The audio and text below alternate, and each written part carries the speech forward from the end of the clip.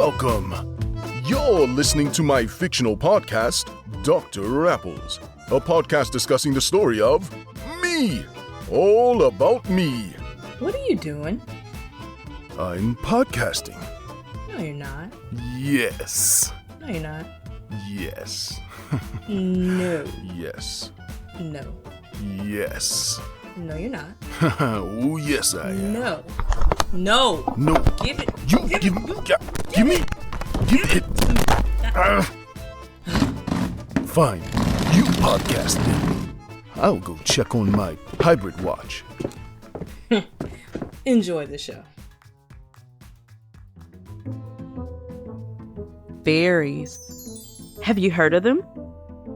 Let's take a moment to discuss what these fae things are. Let me start off by saying I have no ill opinion of the fae.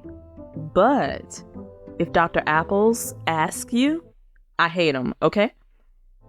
I'm not talking about your cute little Tinkerbell fairy. I'm talking about the mean ones.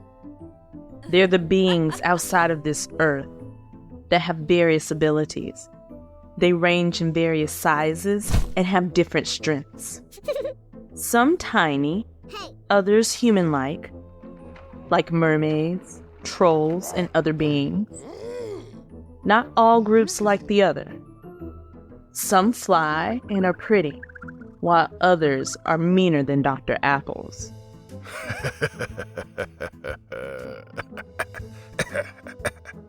They're like humans, but they know their abilities. They're known to be immortal beings. You cannot see them in their true form here on Earth, but they have been known to take on the appearance of other things like butterflies, birds, and other creatures in this realm. In fact, Dr. Apples remembers his first encounter with a fairy when he was around 8 years of age. It was nothing fancy. He was walking with his mother when a yellow butterfly landed on his face. Huh?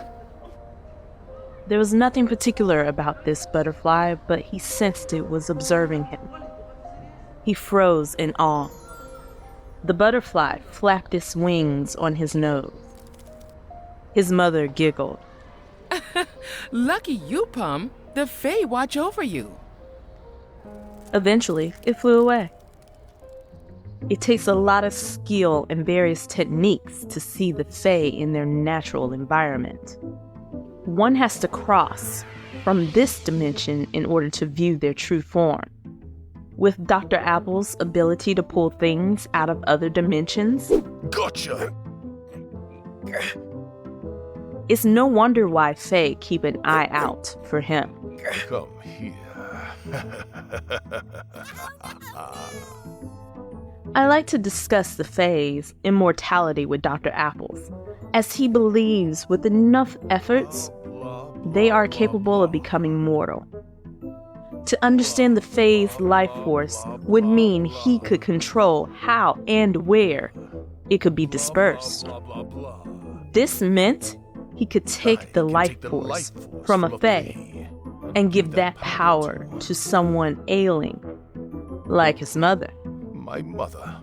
He believed Fae were the key to the cure for his mother. Now, this isn't the only explanation behind his obsession with the Fae, but it made for wonderful reasoning when he cooked one.